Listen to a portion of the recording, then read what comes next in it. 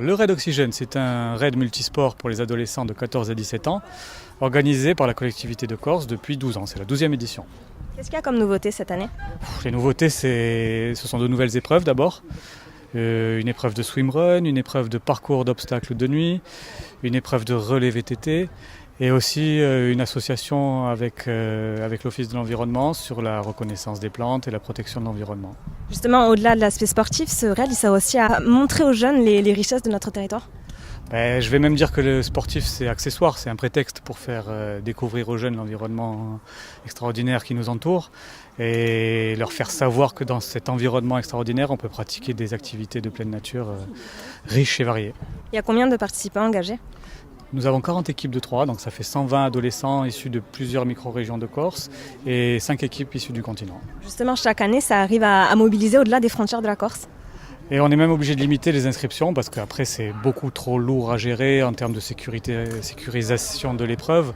Donc on limite à 40 équipes et effectivement les frontières insulaires sont largement dépassées. On envisage même des équipes étrangères dès l'année prochaine qui ont pris contact déjà. Comment vous expliquez cet engouement justement pour cette course? Cet engouement déjà parce que c'est un événement unique en France. Sur ce format-là de multi-activité pendant 3 jours, il n'y a pas d'équivalent en France.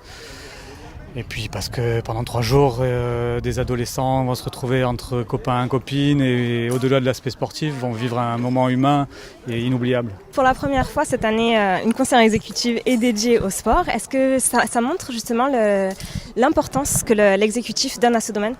Tout à fait, et puis en plus non seulement je suis déléguée au sport mais également à la jeunesse, donc cet événement prend tout son sens dans mes délégations, et puis c'est aussi un événement qui est important dans les valeurs qu'il promulgue, on dira, à savoir l'esprit d'équipe, le dépassement de soi, le partage, et aussi ce qui me tient vraiment à cœur, la mise en valeur et la découverte de notre patrimoine auprès d'un public jeune.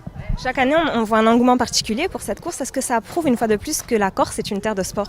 La Corse est une terre de sport et c'est vrai que moi je suis ravie de voir autant de jeunes s'inscrire à cet événement qui est quand même un événement sportif, il faut le dire. Certes, on va leur demander de profiter, mais c'est quand même un dépassement de soi, il y a des épreuves physiques et c'est vrai que je suis ravie de voir des jeunes hommes, mais également des jeunes filles s'inscrire à cet événement pour 3 jours et partir en VTT, en canyoning. Et je trouve que c'est vraiment un événement magnifique et que je suis contente de le porter avec les services des sports de la collectivité en association avec le CSJC et également l'Office de l'environnement.